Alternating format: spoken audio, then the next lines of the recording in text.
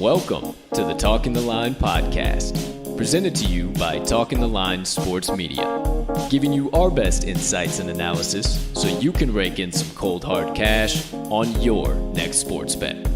Now sit on back, open up your mind, and let's cash some tickets. We can't thank you enough for joining us. We hope you enjoy.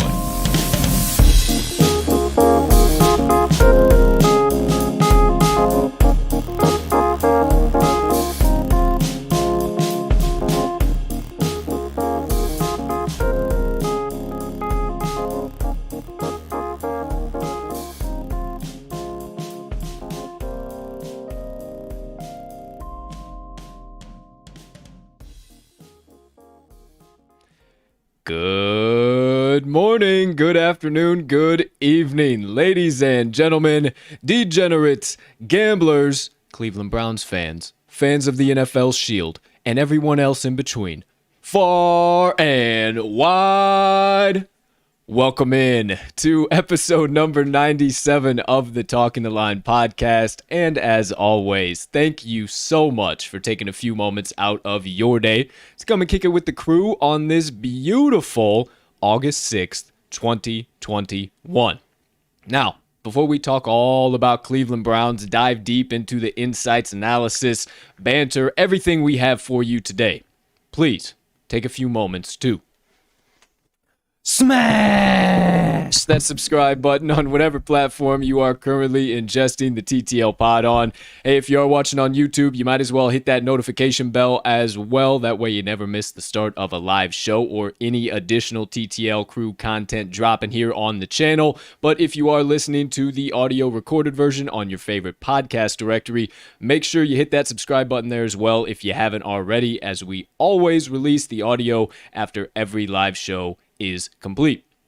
Next item up on the docket, if you could be so kind, find it in your heart to do so. You got a couple extra seconds. Hit that like button, leave us a comment, leave us a rating. If you're watching the show live, jump in the live chat. We can't tell you how much we appreciate it when you do, and it only helps us make TTL Sports Media bigger and better for each and every one of you. Last, but certainly not least, head on over to this episode's description where you will locate the Talking the Line link tree. Within that link tree, you will locate the talkingtheline.com website, all of the TTL Crew's social platforms, and additional content so you can consume all of that however and whenever you please. Ladies and gentlemen, and all the aforementioned people, welcome in to today's show. I am your humble host, Colt 45 Soroka. And once again, thank you so much for choosing to stop by the TTL pod. Cannot thank you enough as always. Not going to waste any time here today. We got a loaded show to get into, so I'm going to bring in my partner nice and quick here. You know the drill, the man, the myth, the degenerate gambling legend himself, Mr. Riley RMags Magnuson. Partner, how you doing over there today, pal?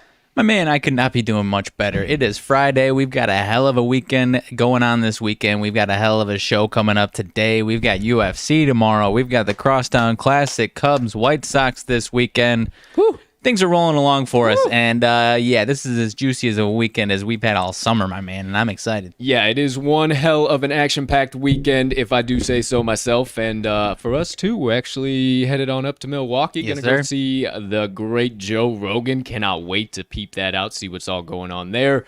We're going to have one hell of an action-packed weekend ourselves, if I do say so myself, but hey, we got a loaded show to get to, everything Cleveland Browns here today on episode 97, but hey, before we talk about that, let me give you guys a quick couple reminders here. Now, if you haven't visited the talkingtheline.com website yet, I don't know why not. You'll find everything there you need. You can find the TTL Crew's blogs. You can find countdown timers for the latest and greatest seasons that are right around the corners. You can find all of our featured content and so much more that I don't even have time to discuss right now that you guys can find right there at the talkingtheline.com website. So make sure you visit that. You can easily find it just literally punch it in if you know how to use an old computer browser there, or check out the Talking the Line link tree in this episode's description. Also, I know we haven't been dishing out picks on the regular here on the Daily Show. You know us as a daily sports gambling pod. We will get back to business as usual. Don't worry about that. We'll be cashing tickets in no time. However, we are still cashing tickets, and because of this guy's White Sox, I was unafforded a 7-0 perfect sweep yesterday, so went 6-1. Still cashing tickets by all the cords over here on this side of the table. I know you are too, partner. So quick reminder, I just wanted to get that quick jab. Yeah, of course. I think I went 2-1 yesterday, so Either way, ladies and gentlemen, you still want our best bets, our picks. Once again, I know I've said this 100 times now, but you can get them on the talkingtheline.com website. You'll see the Today's Best Bets tab, and then you'll also see the live lines and odds tabs. And then if you are a fan of the Action Network app, you can follow us there. I am at cash_with_Colt. And my man Riley is at RMags in all caps, RMAGS. Wanted to just remind you guys that because, hey, we are cashing tickets and we're all in this game to make some money. And if we're making money, we want you guys to be doing the same thing too. So, hey, make sure you follow us all there and get some stone cold locks in place. Because we're going to have a loaded weekend as well. We're going to have a loaded weekend. And also a reminder, we're going to skip over it on today's show. I apologize if you came tuned in especially for it. Going to skip over the UFC special today. We're going to keep everything nice and tight in these NFL episodes, just everything tailored right to the NFL. Now, I will obviously still be bringing you my motivation minutes, so don't worry about that. You need a little extra inspiration, get you through your day. I still got you covered. Don't worry about that. However, we'll skip the UFC. We'll still be putting out picks, so even more of a reason for you to follow me on the Action app or check us out on the talkingtheline.com website. I'll be putting out picks there. I'll do straight plays, props, and the main card parlay as well. So make sure that you guys, if you want UFC picks, I have been pretty doggone hot lately, partner, and you've been cashing tickets because of some of my picks, sir. And especially in the underdog department, if I do say so myself. Definitely. So, hey, make sure you check those out because we are not stopping for UFC picks here today. But all of that being said, what is on tap today? Well, I am so glad you asked because first things first, it's today's team of the day. The Cleveland Browns. We're ready to lock and load. We're ready to rock and roll. We're ready to get after getting into the dog pound. Into the dog pound, baby. Lot of things that I am very excited to talk about with this team. Most definitely. This defense looks like it could be one of the better ones in the league. This offense didn't ship out too many people. This coaching staff is pretty damn good, if I do say so myself. And there's plenty of other stuff we got to talk about. There's value betting-wise. There's value fantasy-wise. So we'll be covering it all. Just so you're reminded, just so you know, first segment of the day, we'll be breaking down the the entire team. So we'll be doing the offensive lineup, defensive lineup, and then the coaching staff as well. I apologize, my phone was ringing over there, kind of threw me off the balance. So whoever was calling me, whoever needed me there, hope you're watching live. Outside of that, second segment of the day, we'll get into the full 2021 schedule for the Browns. We'll break it down. We'll also give you some key things that you should take note of that you might not find anywhere else. Third segment of the day, Daily Betting Show. We'll give you a full betting preview for the 2021 season here for the Brownies, and then we'll wrap things up with our Start, Stash, or Pass segment. If you're a fantasy player, you know what that might mean. That is our best fantasy advice for this team. And much like yesterday in the Bengals, I think this team has an extreme amount of fantasy value, so I hope you stick around for that as well. And then we'll wrap up the entire show with Motivation Minutes, a little RMags sidebar. We'll talk a little nonsense, and then get on about our weekends here. So, without further ado, let's get on into it. Let's go. All right, episode 97, TTL Pod, officially live, just so you don't have to check your calendar one more time, August 6th, 2021. First things first segment of the day, ladies and gentlemen, let's get into the season preview with the entire full team breakdown. Kind of a double negative there, a little redundant, entire full team breakdown. Either way, we're getting into it. First things first. I didn't go to school for that. I didn't go to school for that either. But what I do know is the Cleveland Browns, and what I will be bringing you is the Cleveland Browns today. So without further ado, kicking things off, offensive side of the ball, we're going to take a look at some of the key losses and key additions first things first. I'll take the key losses, and then I'll kick it over to my partner for the additions. I'll let you guys know about some of the key 2020 stats from the offense there in Cleveland, and then we'll dive into a full 2021 outlook.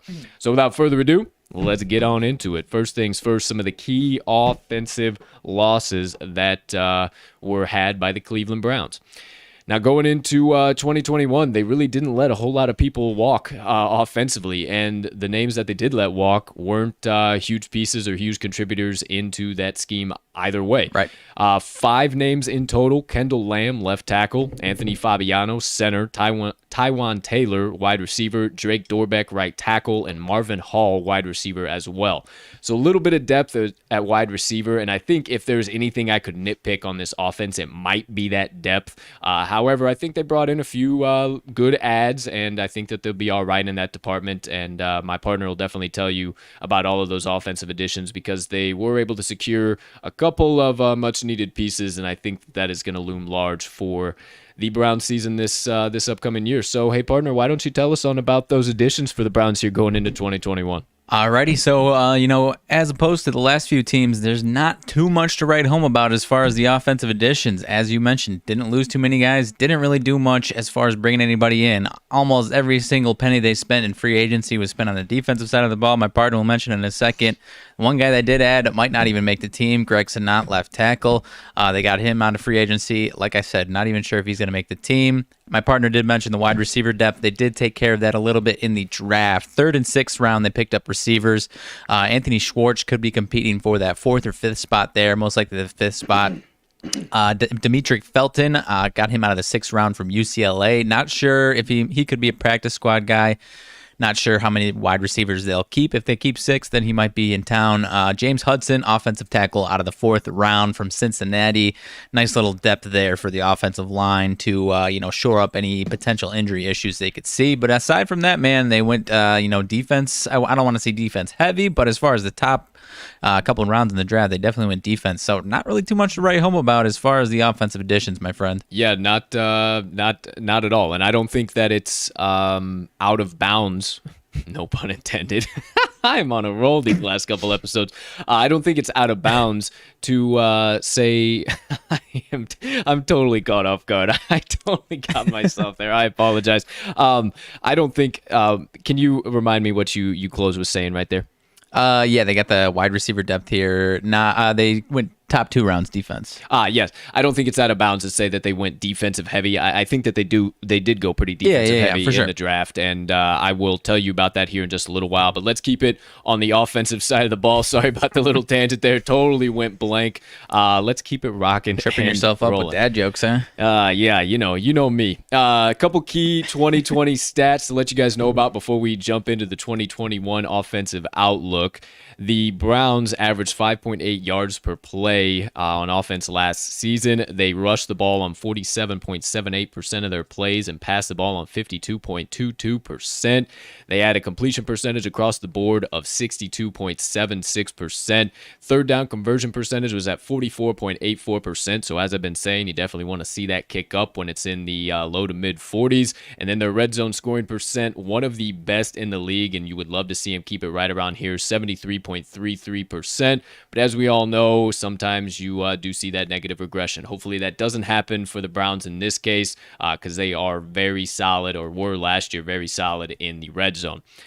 However, let's keep it rocking and rolling on into 2021 here. Now, one of the big things that I think is going to loom large for the offense's success, and much like we talked about with the Bengals yesterday, maybe not as much, but definitely going to be a key factor here is the offensive line. For sure. Now, they have Conklin, Teller, Tretter. Tretter.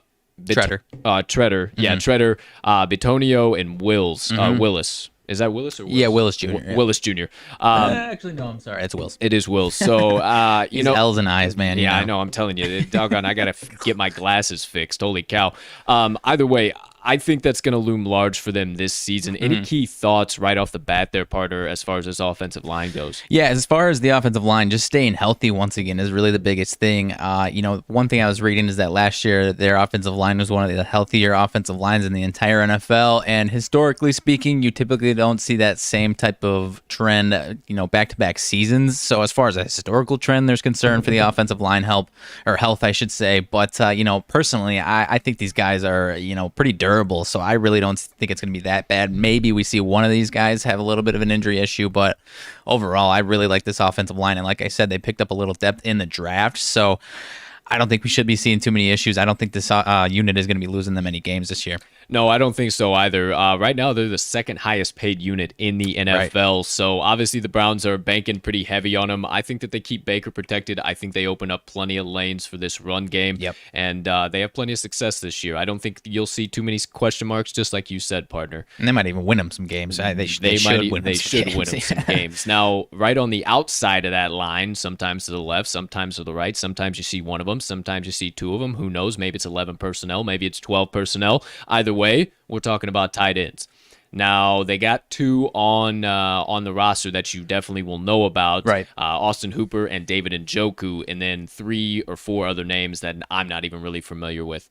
I love Austin Hooper, loved him in Atlanta. I think that he will provide some great red zone success and continue to add to the red zone success that I just mentioned to you guys here for Baker Mayfield. And then David Njoku, it's kind of been a toss-up what he will be or what from year to year. Right. I don't know. I mean, we'll talk about him a little bit more fantasy-wise, but as far as a depth guy, second right behind Hooper, great for the Browns. He's a great blocker, and he's also a good pass catcher from time to time in the back of the end zone. Yeah, if he can stay healthy, then sure, that's still a nice piece to have there. But I like Hooper again here in his second season in Cleveland. I think he kind of improves on what he did last year. It wasn't over the top productive, but I think he's going to improve on that, and I think Baker's going to start finding him some more. He missed 3 games, if I'm not mistaken.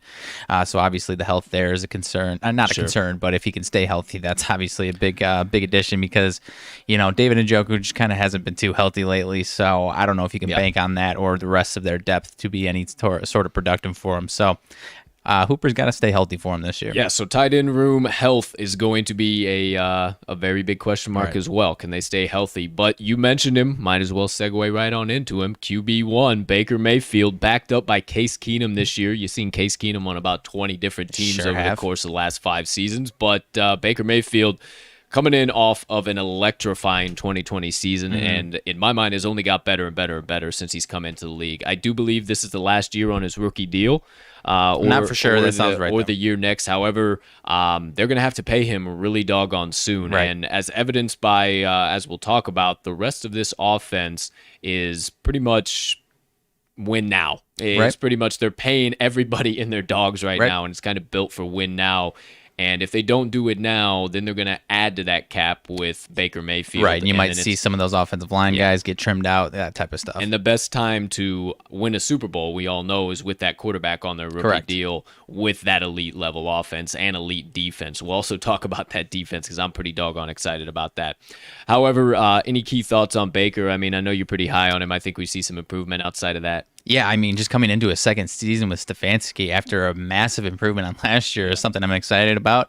And as you mentioned, we should probably know this, whether it's this upcoming year or the year following as far as when he's getting paid. But regardless, he knows that if he balls the hell out, that dollar value is going to go up exponentially. Sure. I mean, even before last year, there was concerns, rumors, whether or not they want to pay him big bucks because you don't want to pay average quarterback big quarterback money. And he proved that he's not an average quarterback, but now he wants to obviously prove that he's in that undisputed top 10, if not even top 5, which I'm not sure he'll get to that point, but I think we see a big year from him, a big improvement once again here. I think we do as well, and I would go as far to say that he is in the upper echelon of quarterbacks.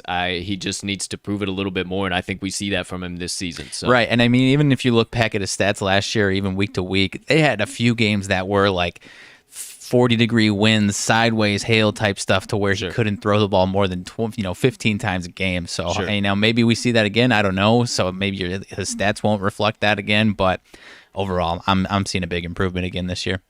Absolutely. Couldn't agree more. Well, sometimes to the right, sometimes to the left, maybe behind, maybe split out wide. You got the running backs returning once again, in my mind, one of the deadliest duos in the NFL, Nick Chubb and Kareem Hunt. I've been a huge fan of Kareem Hunt since he was with the Kansas City Chiefs. Won't go into all that rabbit hole, everything that's happened there with his career. Talking on the field here. Yeah, absolutely talking on the field here for sure. But yeah, I'm a huge fan of Kareem Hunt and Nick Chubb. Right. Obviously, Nick Chubb burned some of our bettors' asses last year. We can all remember some of those plays. However, no big deal still from a fantasy perspective, from a general depth chart perspective, from just a general NFL player perspective. These two guys are bar none, and I think we see one of the best seasons from them yet. They're finally kind of figured out how to be in tandem together, and this offensive line, with how solid they look, I think that they're going to be able to run inside and outside of the tackles with ease. Yeah, I really can't add too much to what you said. You nailed it. I don't see how these two struggle at all, even if one of them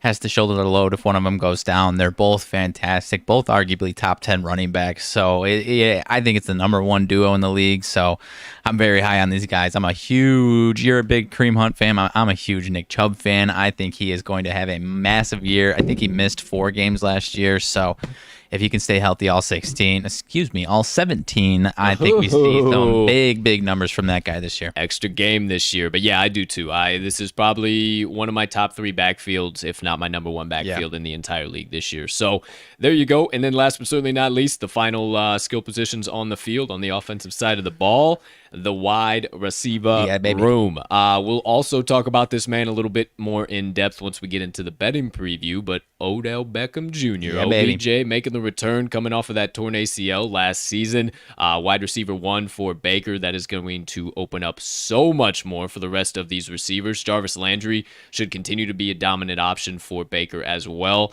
And then you got Rashad Higgins, apologize. Rashad Higgins has been pretty doggone good. I couldn't say that I am extremely high on him, but I think he is also a very solid weapon. Now, the depth that they have, it's not very deep, but I am high on Donovan Peoples-Jones. I think that when OBJ went out last season, he was a pretty reliable target for Baker. I mean, he might not have had the hugest games in the world, but he did make some of those clutch catches that he needed to make. And then last but certainly not least, you mentioned him on the additions portion there, partner, Schwartz. Yeah, Anthony Schwartz. Anthony Schwartz coming out of Auburn, of course, me being a staunch Tide fan. Yes, sir. The massive elephants there in Alabama. I don't know a whole bunch about him. I don't obviously watch a whole bunch of Auburn football, being as much NCAAF that I watch, but that all being said, I think this receiver room is going to be top 5, no question in my mind, as long as OBJ can stay healthy. Right. I do believe he stays healthy, but overall, your thoughts on this room here, closing out the offense? Yeah, I've got pretty similar thoughts. I'm very high on Odell to come back. Could be a very solid comeback player of the year option. I think he's going to have big numbers with Baker. He was already putting up a couple of games that were looking very impressive before he went down last year. So I think he comes in and kind of gets back to what he used to be. And then kind of how you mentioned, he's got to stay healthy, because as much as I like Jarvis Landry, I don't like him as much when he's the number 1 receiving option. Yep. So when he's that slot guy that has a little bit less weight on his shoulders, I like him that much more. And then, kind of as we're both mentioning, the depth is kind of the concern. So if Odell and Jarvis can stay healthy, then you don't have to worry about it too much. But I like Donovan Peoples-Jones as well. Not sure where we see from him in year 2, and then I'm not sure what we'll get from Schwartz as well. Might see some growing pains there. Might take a few weeks to get him used to the NFL speed. So overall, I think just the top 2 guys got to stay healthy. And then, if we see a big jump from Higgins, then watch the hell out. But yeah, as far as Landry and Odell, give me all of those 2 guys every single day of the week. Absolutely. Could not agree with you more. And in summary, for the offense, I would say that the tight end and the wide receiver room are going to have to stay healthy. That is the biggest need for them. And as long as the offensive line does dominant things like it looks like it will do, Baker Mayfield continues to improve into 2021 here, and Nick Chubb and Kareem Hunt have dominant seasons like it looks like there's no reason they shouldn't. I think this offense is going to be very, very damn good so far from what I can see this season. No question. Last but certainly not least, before we hop on over to the opposite side of the ball, the offensive side of the ball, some couple key rankings for offense per Sharp Football Analysis. The quarterback room is ranked at 12. Obviously Baker does lack some of those upper echelon needs and tools that you would like to see that I mentioned earlier from a quarterback. However, still better than middle around the pack, and I think he could even improve upon that and finish within top 10, under 10 here this season. Offensive line ranked number 1 per Sharp Football. What was that? SFA. I'll say SFA now. Sharp Football Analysis. Per SFA, one, and then also the running back room ranked number 1 as well. So when you have an offensive line and a running back room number 1, that just spells all types of recipe for success. So overall, then you wrap up the offense with the receivers. They are the 10th ranked receiver unit in the league right now per SFA. I think that they are right there, maybe even better. I think that they have plenty of ceiling to be able to reach and show some serious improvement here. I think all of those rankings are more than accurate, and I think that every single one of them, besides obviously the number ones, have plenty of room for improvement. Yeah, no question about it. I think we see the running backs and offensive line finish top 3 once again, and then if one of these other guys behind Odell and Landry step up and make a big impact, that receiving room is going to be top 5. Huge, absolutely huge. I would definitely agree with you on that statement. Well, let's keep it rocking and rolling, my friends, into the defensive side of the ball. Some of us crazy people like to hit and get hit, so we love the defensive side of the ball. Sure. If you know me, former fighter, love to hit and get hit. So I love those defensive sides of the ball, and partner, I am in love. I think I might be in love with this defense this year.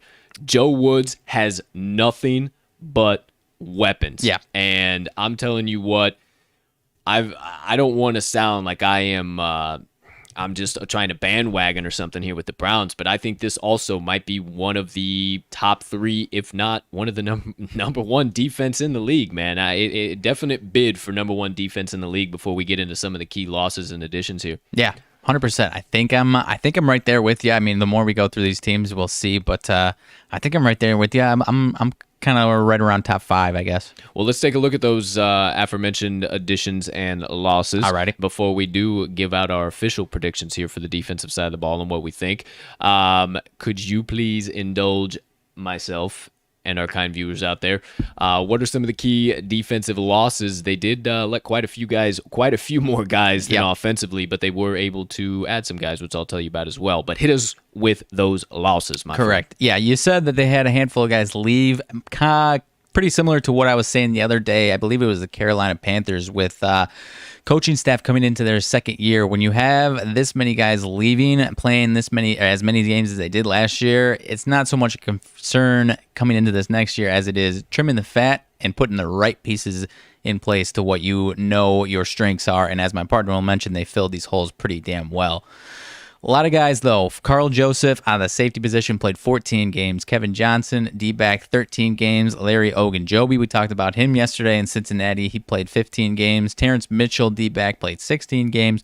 Vincent Taylor, interior defensive lineman, played 15 games. Adrian Claiborne off the edge played 15 games. Andrew Sendejo played 14 games. B.J. Goodson, 14 games.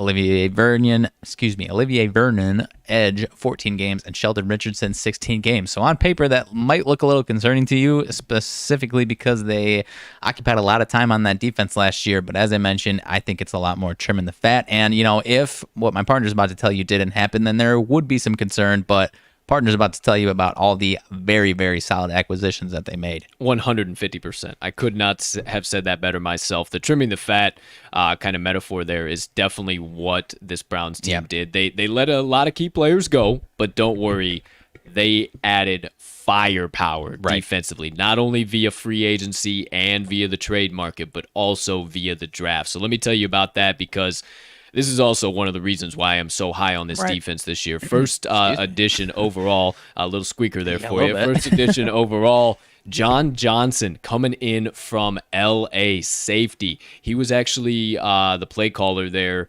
kind of the team captain in LA. And man, oh man, I cannot wait to see what he does for some of these younger guys, most especially some guys like Gritty, or not the cornerback. Gosh darn it. Newsome? No. Hold on. Give me a half a second here. He's coming back. Denzel Ward? No, not Denzel Ward. I don't know where you're going. He was off of injury last year. However, let me tell you about the rest of them, and his partner wraps it up. I'll come back to that.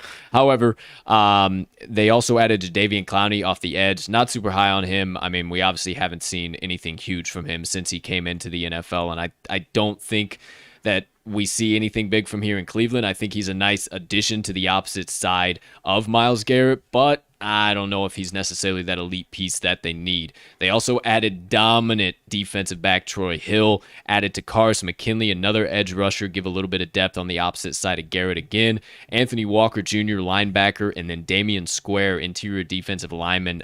Big fan of Square as well. And then they did some work in the draft, boys and girls. Greg Newsome, the second defensive back out of Northwestern. We got to see him play a lot, being Big Ten fans. He's a very solid addition here for the Browns. One of my favorite linebackers right now, and I'll have plenty to talk about him actually later on in the show, Jeremiah Owusu-Koramoah, linebacker coming out of Notre Dame. I think he is primed for a huge season here in Cleveland.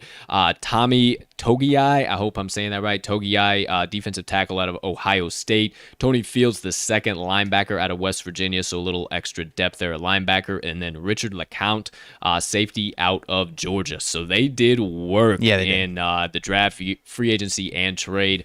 They added anything that they let go. They added, and maybe even better pieces than what they let go. So I think it's going to be huge here for him. Any final closing thoughts there while I look up this cornerback? Yeah, I mean, for the most part, I agree with you on what you were saying with Jadeveon Clowney. I do like the pickup for them. He just keeps getting overpaid year after year by all these teams. The Browns gave him $8 million.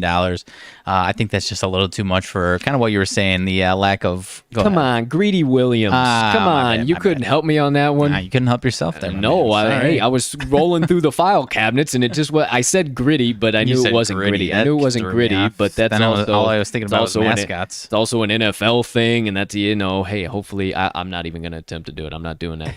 Not on today's show. Not on today's show. All right, let's keep it rocking and rolling, my friends. So yeah, great additions there, and I think overall that this defense is going to be one of the top ones in the league, as I said. So before we dive into just a brief 2021 outlook for you guys, let me give you some key 2020 stats here from the Browns defensively. They allowed 5.7 yards per play to opposing offenses. They also allowed opponents to complete 64.40% of their passes. Their opponent third down conversion percent was pretty doggone good, 44.78%. I've been saying it over and over and over again. Anything in those low 40s, you like to see that for sure. And then maybe tick this down just a hair. Their opponents in the red zone scored an average of 61.43% of the time. So not bad at all. Definitely some area for improvement, but I think that we see all of that improvement here going into this season. Now, first things first, we started with the line on the offensive side of the ball, so might as well start there defensively as well. I already mentioned him, Myles Garrett. No introduction needed, if you will. Maybe if you stumbled upon today's show via Twitter, you might have saw the incident that happened a few years back now. But hey, no big deal. We are both huge fans of Miles. Flash was doing some absolutely ridiculously freak human shit in the offseason with he I don't know how somebody in their right mind can line up from that human about 50, 60 times a game and say, I'm going to stop that, man. No, man. I'm good after one try. Fuck that. Seriously. I'm not even going one try. No, are you kidding me? I'm as high as you are on him. I actually could see him at the end of the season being the defensive player of the year. That's how high I am on him. I think we could see north of 15 sacks from him this year. So that's really all I need to say there. We both kind of mentioned Jadeveon Clowney. I like him. I think they just overpaid for him, but I do think it's a nice little addition there. As far as the interiors, that's probably one of the bigger, I don't want to say question marks necessarily, because I think they'll be solid. It's just, not necessarily their strength. So we'll see what we see from them. So, I mean, the guys on the outside really hold it down enough for me, though. Yeah, right now it looks like it's going to be Jake Elliott and Malik Jackson on the inside right now. Obviously, I told you about some of the additions via trade and via the draft. So we'll see what kind of happens there, what shakes out, if that's kind of a consistent rotation or if they cement two guys in there on the inside. Because it looks like for the time being, there may be a little bit of rotation, but Clowney and Garrett are going to be the two outside edge rushers for the time being. And then behind them, you have Phillips and Walker. They are the projected starters right now, but I do believe that Owusu Koromoa can come in pretty doggone fast. He was actually flexible as all get out in Notre Dame. He's extremely athletic. He kind of played a flex linebacker safety role that was just absolutely bananas. I mean, just a freak and a half. So I'm super high on him. Man. I got more to talk about him later for sure. Like Jabril Peppers type versatility, but more so linebacker as opposed to Jabril being safety, and I think he's going to have a lot more success than Jabril Peppers was here. I think he is. I am extremely high on Owusu Koromoa. Behind the linebackers, the secondary, obviously, you got Greg Newsome, who we talked about out of Northwestern. Troy Hill, who I talked about, addition out of via the trade market. However, Troy Hill, dominant defensive back. And then you got Denzel Ward coming back here for the Browns on defense. Denzel Ward is a dog. Right. Perfect place for him to be is the dog pound, ladies and gentlemen. Then you have John Johnson, told you about him coming from L.A. I think he is going to be a field general in the back of this defense for this defense. And then Richardson to his left side there, strong safety. So, man, oh man, if I have not said it enough already, I am more than high on this. More than high on this on this Browns Getting high defense. in the Browns defense Yeah, here. man, I'm telling you. But I am, I'm slightly less high than you are, but you're just that high. I am really high on this defense as well. You're just very, very high on them. I really like them as well. I really like this secondary, man. On paper, per SFA there, the 6th ranked secondary in the league. If Myles Garrett and the rest of the interior does what I think they're going to, at the end of the year, you might be at least considering this secondary as one of the top 3 secondaries in the league, as long as that front 7 gets the pressure that they might be able to get this year. So, on paper, I think it's one of the top 5, no doubt top 10 secondaries, but when it's all said and done, and if we can get some pressure up front, I could see them being a top 3 secondary here. I definitely could too. Some final key closing rankings here for the 2021 forecasted Cleveland Browns defense. I apologize. I have caught the gigs, ladies and gentlemen. Wrapping it up here, the front 7, the guys over at SFA are pretty high on them as well. A little bit better than middle of the pack, ranked 13th best unit in the NFL right now. That's secondary. They're also very high on them, 6th best unit in the NFL overall. I think that they could even improve upon that, finish top 3, no doubt in my mind, just like you said, partner. Yeah. And then as far as the head coach that we'll briefly talk about here in just a second, as well as the OCs and DCs, Mr. Kevin Stefanski coming in ranked as the 9th best head coach in the NFL right now. So great to see that for him, and might as well just segue right on into that because that does it for the defensive side of the ball for the Brownies.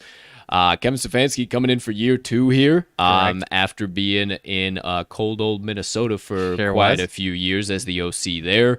If anybody had that beautiful mind that everybody talks about with Nagy, man, I think it was Stefanski. We saw it last season. If anybody, we have not seen the Browns turn around forever, ever and ever and ever and ever. At least our lifetimes. They have not had a winning season since 2007 and have not made the playoffs since 2002. So, in our lifetimes, we ain't even seen it. So for him to come out and do what he did, not only with Baker, with the run game, with the offensive line, he worked wonders, And then Alex Van Pelt, OC, to his side, helping him out here and there. I think he's great for the team as well. Any holes that Stefanski doesn't fill, he's right behind there doing it. And then defensive coordinator Joe Woods, I already briefly said it at the beginning of this whole nonsense. Joe Woods has nothing but weapons, and his knowledge coming in year 2 here with his system, some of those guys returning already know the system, going to be able to help out these young guys that are going to be plugged in immediately and make immediate impacts. Boys and girls, I know I've said it a million times, but I'm telling you right this defense down. This is going to be one that you need to keep watch on. And if you're a fantasy player, if maybe it's a position that you want to play an under total, I don't know. But this defense is going to be doggone dominant this year. Yeah, I really can't add too much more, my man. I'm just really excited for all three of these coaches coming into their second year, all of them together. And as you mentioned, turning this team around to an 11-5 team was a little bit easier. Was a little bit easier of a schedule last year than we're going to see this year. But nonetheless, I think there's no reason in my mind that they can't duplicate what they did last year, if not improve exponentially on it. No reason in my mind that they cannot either. And oh, hey, partner, speaking of schedule, what do you know? Let's keep this show theming on down the tracks here. That does it for the entire offensive lineups, defensive lineups, and coaching staff. If you missed any of that, go on back, rewatch it, or stick around for a live show here if you just joined, and go watch it later, because it's time to keep it moving. Second segment of the day with the entire Browns 2021 schedule breakdown. First things first here, just going to tell you guys, as always, their outlook, where they're playing, who they're playing, everything like that. And then we'll kind of briefly talk about it, and then we'll dive deep into what we think they're going to do division-wise, outside of the division, yada, yada, yada, yada, yada, like we have been doing. So take a breather, get ready, strap back in. Let's dive into the schedule. So right now, per the guys over at SFA, once again, not a very easy schedule for them by any means. It was much more cupcake last year, and yeah, they had a winning season. They went 10-6. They made the playoffs. 11-5. 11-5. I apologize. 11-5. Made the playoffs. Hey, all great. However, it was against some lackluster teams. Mm-hmm. It was against some very easy defenses, and they found themselves in a lot of tight field goal or one-score games. Now, I'm not saying we see that again this season. However, it's not going to be easy for them. They're going to have to come out, and they're going to have to be dominant, and they're going to have to be damn near perfect if they are going to want to repeat what they did last year. And the books are taking note. The books have favored the Browns in 13 games out of their 17 this season, and they have their underdogs in 2. They got 2 pick'ems. And they got 2 pick'ems, in case you're wondering why that was only 15. Right. What the hell, Colt? Where's your math? That's why. Thanks for the assist there, too, partner. So for the full schedule, just real quickly before we get into kind of some of our predictions for the division outside of it, yada, yada. Week 1, oh boy. The AFC Championship rematch in Kansas City against the Chiefs. Hell of a way. Division round rematch. I apologize. Either way, thanks for having my back here today, partner. We couldn't be able to do it without you.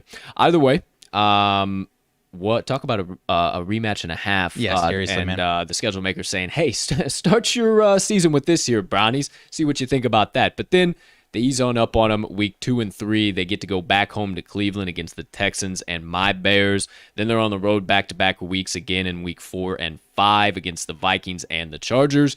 Then in week 6, 7, and 8, they play 3 straight home games against the Cardinals, the Broncos, and the Steelers.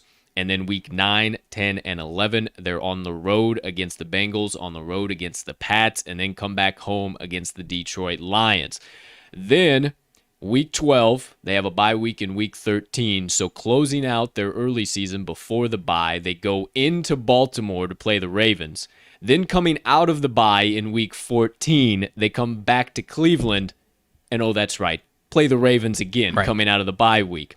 Then week 15, they get to stay in Cleveland, welcome in the Black Hole Raiders, and then week 16, 17, and 18, they go on the road to the Packers in Lambeau, on the road to the Steelers at Heinz Field. I do believe that's still what it is. Correct. And then they come back to Cleveland, close out their season against a division rival in the Cincinnati Bengals.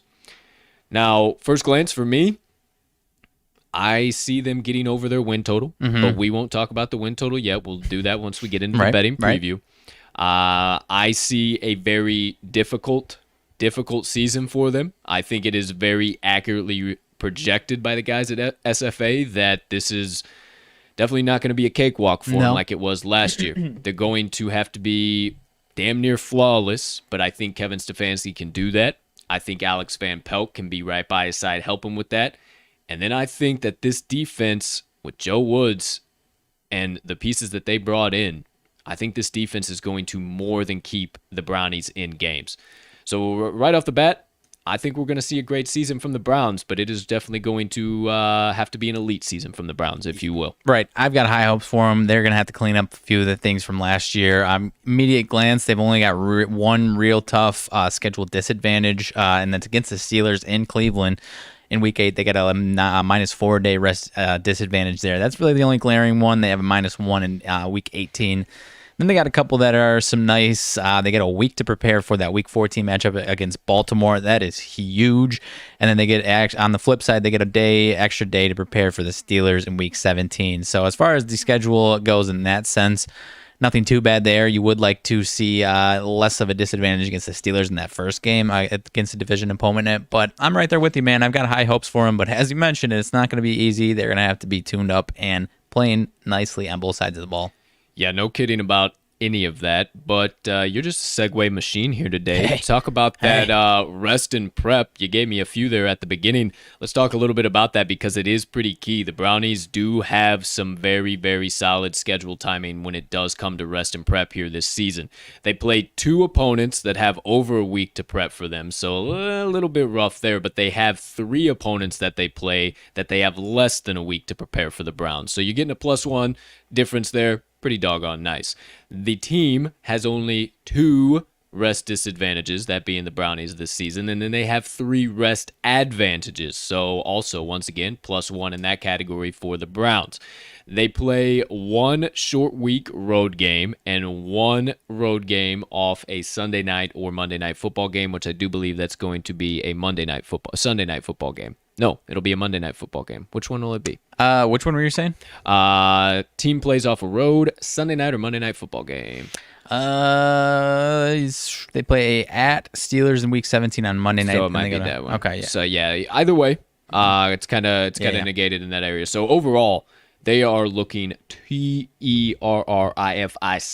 not bad at all when it comes to the rest and prep department. So another good thing there, if you're a Cleveland Brownies fan or a potential bettor of the Brownies, it's going to be good sledding there. So the beautiful mind, if you will, of Kevin Stefanski will have a lot of time to prep for some of these hard division opponents or some of the hard teams that they're going to need to and have to beat.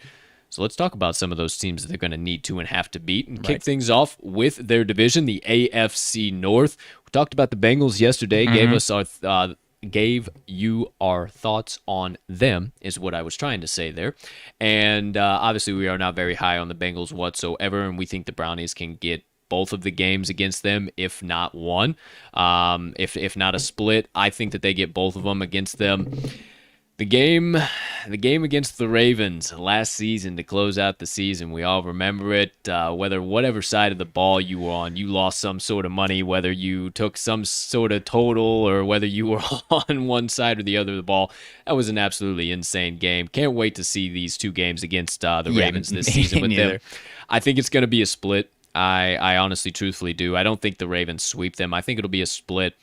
And then I don't think it's out of bounds to say that they sweep the Steelers. Now, it's going to take a lot of work. It's going to take precision and damn near perfection, like I've been talking about. But I think that they can get it done. So, high end of the spectrum, they go 4-2. Low end of the spectrum, if they're not flawless, they go 3-3 in my mind. Yeah, I'm kind of right where you are. Yesterday, I mentioned for the Bengals' sake, maybe the Browns have things wrapped up in Week 18, and maybe the Bengals can get a win against their weak opponents.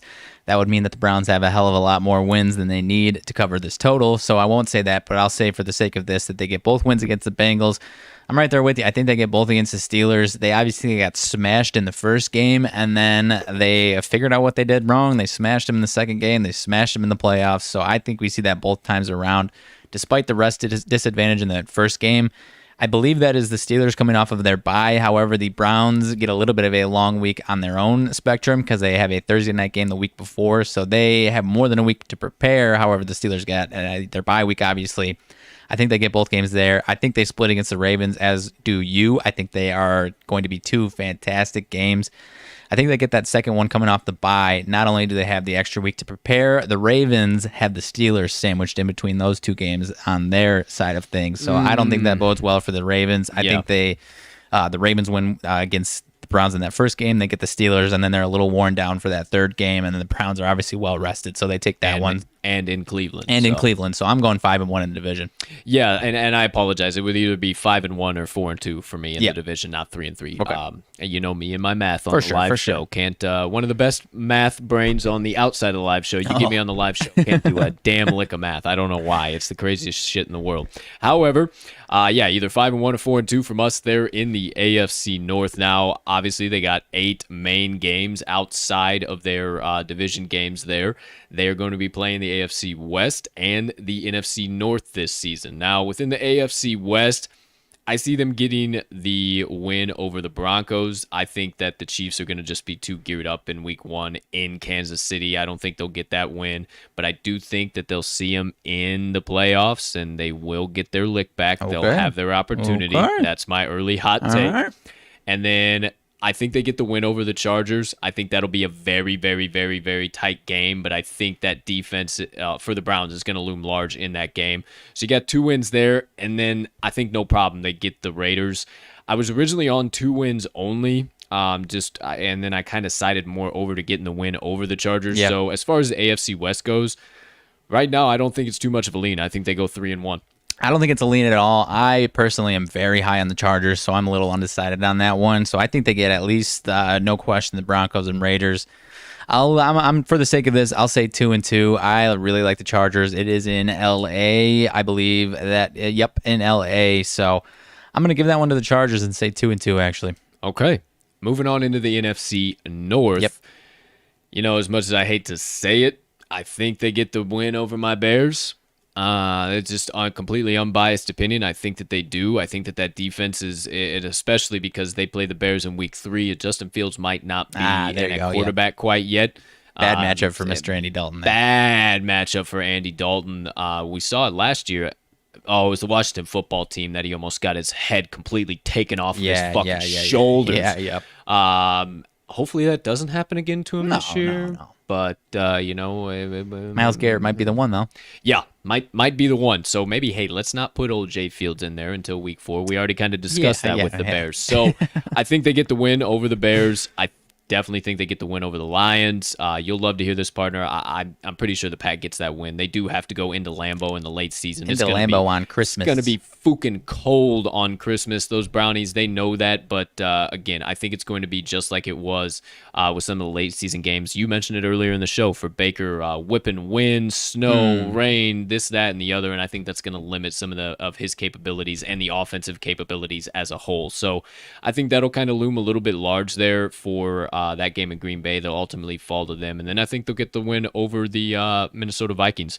So in the North, I think they go 3-1. Yeah, right there with you. Couldn't have said it any different myself. I do think that this team is built pretty well. They definitely are built well for some tough weather, but obviously the Packers know how to play in Lambeau in the snow. So yeah, whether or not that is the case, we'll see. But you're not going to catch me picking the Browns over the Packers on Christmas, my friends. Man, that is such a surprising selection. But that leaves 3 remaining games. We have now covered the 14. We got 3 more to cover here. That is going to be between the Pats, the Texans, and the Cardinals. Now, against the Pats, I think this is going to be a defensive game. I see this game ending a little 10-7 action. No question. Even that crazy, especially when you look at Killer Cam and Baker Mayfield. Like, what? Well, how does that not go? I just think it's going to be a defensive game and a half. I think they squeak it out 10-7. I think they squeak that bad boy out. They obliterate the Texans, no question in my mind. That's not even going to be an interesting game to watch or bet. And then the Cardinals, I think it's going to be a toss-up in Week 6. They are favored by 4.5 points, which we'll talk about the full weekly betting line shortly. But yeah, I think they get that win. I think they get that win too. I think that's going to be another scrappy one, and that one might be a 31-28 last-second kind of last-ditch effort, and Cody Parkey actually puts one through the uprights. Oh, okay. I'll say 2-1. I'm not really. I feel like it should be 3-0, but I'm kind of leaning towards 2-1. I'm right there with you on the Texans. I don't think that's even worth talking about, but I think they find a way to lose one of those games against either the Patriots or the Cardinals. I do like the matchup for against the Cardinals for them. It is in Cleveland. But kind of as you mentioned, I could see that Patriots-Cleveland game being a real defensive game. I could see that just being a tough matchup for Baker. But yeah, one way or another, give me 2 and 1 out of those 3. All right. Well, there you have it for our predictions for the Browns' entire season and their opponents right now. We'll talk about it here just shortly, but the season win total is set at 9.5. So either way, if you're on the lighter side of things with Mags, maybe the 4-2, the 2-2, the 2-1, even if you're on that, you're still coming out right there well over 9.5 wins. And then even if you're on the higher end of the spectrum with me, you're coming well over 9.5 wins. So we'll talk about that a little bit more in depth there once we get into the full betting preview. But man, oh man, I definitely think this team has plenty of room for success this year. Now, I mentioned it a little bit earlier. The 2020 schedule was cupcake compared to this year. Just to prove that to you, they got the AFC South last year as well. They got the NFC least. Hopefully they turn into the NFC beast this year. But with looking from the Cowboys last night, who knows what's going to happen. And they also got the Jets and the Raiders in their 2 outside games. So much harder schedule this year. Question. But I think the Browns are more than capable to get it done. So there you go. There you have it. The entire schedule breakdown for the Cleveland Browns. Let's keep it steaming on down the tracks. You know the drill. Just about 11 o'clock here. Hey, if you're just waking up, great to see you. Cheers with a little bit of coffee. Let me get a sip before we keep the show moving on to segment 3, the full season betting preview. That's good, Joe. That is good fucking Joe. Here we go. It's like you sit next to me on every show or something. You know that what I'm about to say. All right, here we go, ladies and gentlemen. Third segment of the day. Cleveland Browns betting preview. As always, I'll kick things off over here. Let's take a look how they did in 2020, not only against the number, but also against game totals, everything in general. Now, in 2020, they came in with an average line of minus 1.7. I just told you they're getting some more respect from the books this year, as now they are minus 3.6 favorites in 2021. So about a 2-point jump there. We'll see if the old Brownies can take care of business. In 2020, they did not, my friends. 6-10 ATS overall, 4-7 ATS as a favorite, 2-3 as a dog. They weren't very good at home either. You would like to think so, that being the dog pound where the Brownies should perform, but 3-5 ATS, 3-4 as a favorite, and 0-1 as a home dog. Interesting. Not very well on the road either, just about the same. 3-5 ATS overall, and 1-3 ATS as a favorite, 2-2 ATS as a dog. So not very good against the number was the Brownies, and we'll talk about it here shortly in the weekly betting lines, but they got some pretty doggone big lines. They sure do. I don't know if you should be rushing to the window to get as many tickets as you can in on them this year. I think they're going to be very, very doggone good, but they might not be good against the number again. Right. However, I mentioned it, the game totals, their average line in 2020 was 47.5. Pretty damn similar here going into 2021. Nothing jumps off the page at me right off the bat, but we'll talk about those in the weekly breakdown here shortly. They do have some low 43s and some high 53s, but outside of that, everything's right around still in that 47 range. In 2020, they were 9-7 over/under. They went 5-3 to the over at home, 4-4 to the over on the road. They were 6-5 to the over as a favorite and 4-3 to the over as an underdog. So overall to the over there, saying over.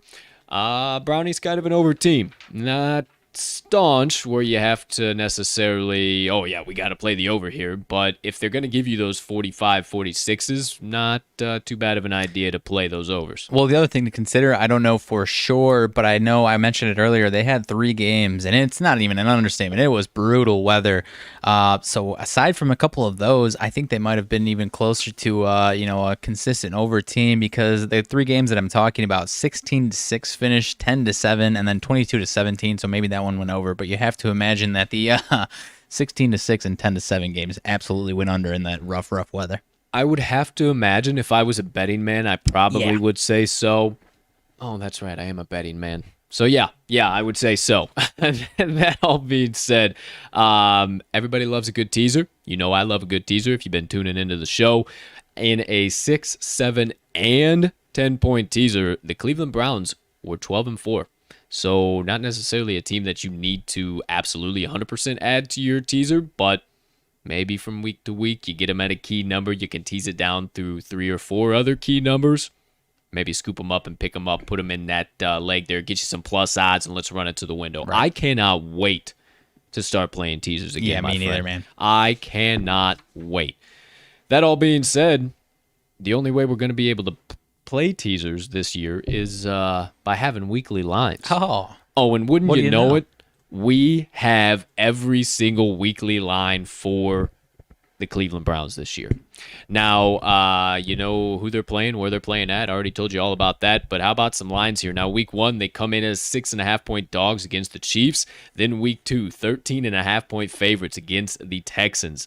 Week 3 at home again, 7-point favorites against my Bears. Then back-to-back weeks in 4 and 5, 1.5-point favorites, both games against the Vikings and the Chargers. In week 6, 7, and 8, they are all favored as well. 4.5 points against the Cardinals, 7 points against the Broncos, and then back to 4.5 points against the Steelers. Then in week 9, 10, and 11, 4.5-point favorites against the Bengals. Looks like 4.5 points is going to be a key number there for the Browns this year. 2-point favorites against the Patriots.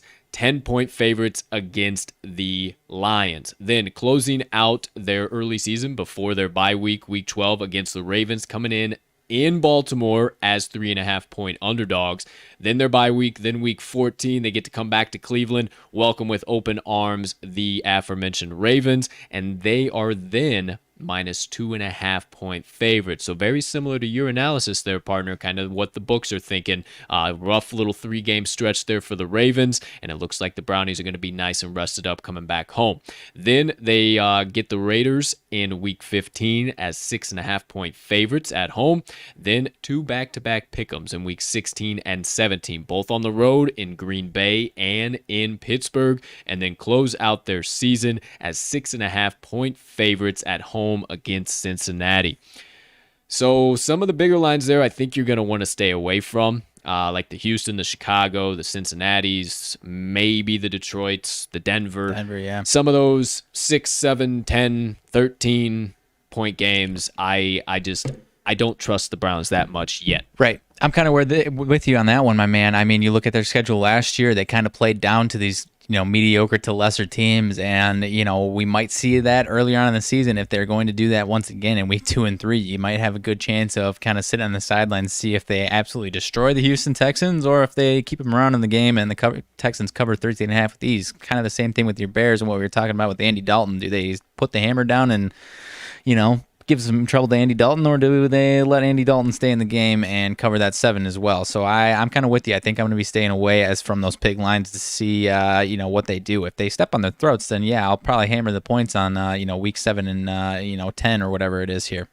So yeah, that's actually where I was going to segue there too as well. I'm glad you mentioned all of that, because I was going to say, take it a little bit easy on the early season here. You don't need to rush to the window. However, some of these ones that are right around those minus 1.5, that minus 4.5 looks like it's going to be that key number. I think those numbers are going to be ones that you can back the Browns in. But again, I think it's going to be a little bit of time. You need to relax. You don't need to run to the window. They're going to be a great freaking team, but we're still going to have to see if they're going to be good against the number or not. That still just looms way too doggone large in my mind for them to be 11-5 overall and then go 6-10 against the number. Rough.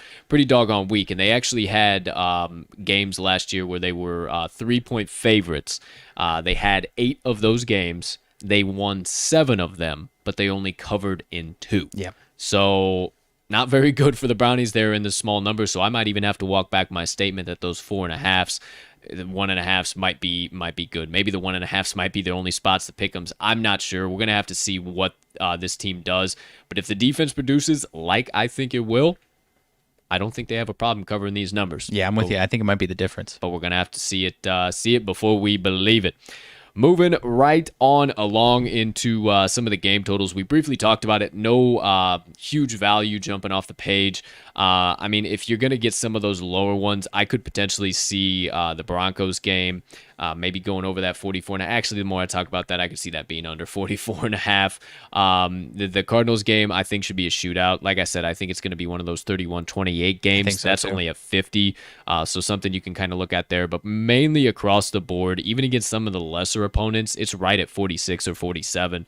So if they're giving you that same number against pristine opponents as they are against lesser opponents, not a whole lot you can really draw from that this early in the season. I think, once again, it's going to be, we got to believe some of these things before we can see it, if they're going to be an over team again or if they're going to be in some of these tight games because of that defense. Yeah, I think it might be a little, little up in the air. I do like what you were saying earlier about the Patriots game. I think that's going to be a 100 game, no question about it. That Cardinals game, if both of these teams are putting up 30 points a game the first 5 weeks, that line is most likely going to shoot up a handful of points there. So we'll see where that goes. But overall, I'm not sure what we see from an over-under perspective here. Me neither, my friend. But that's why we're just speculating now. So we'll definitely probably have some plays. So make sure you follow our NFL picks all season long on the aforementioned Action app, on the TalkingTheLine.com website, because that thing is just going to continue to improve over the course of the season. We got all types of stuff coming there. But, partner, I got to ask you, before we get into the win total that I've been teasing for this entire doggone episode, Week 1, going in to Chiefs Kingdom as 6.5 point underdogs are the Cleveland Brownies. Do you have the guts to take the 6.5, or is this all but a runaway for the Kansas City Chiefs and they start their season like they have in back-to-back-to-back years now? Gun to my head right now, I'll take the Browns plus the 6.5, my friend. I don't know if this will be one of my favorites come week 1 or not. We shall see where that line is, and we shall see what the buzzer on these teams is. But at the moment, I'll say 6.5. I think it could be a little bit more of a grindy game than you might think of, as opposed to a shootout here. Total is 53. I have no thoughts on that one. I'm not sure if we'll see a shootout or if we see a 24-21 type game, but I think it's going to be within that 6.5 points.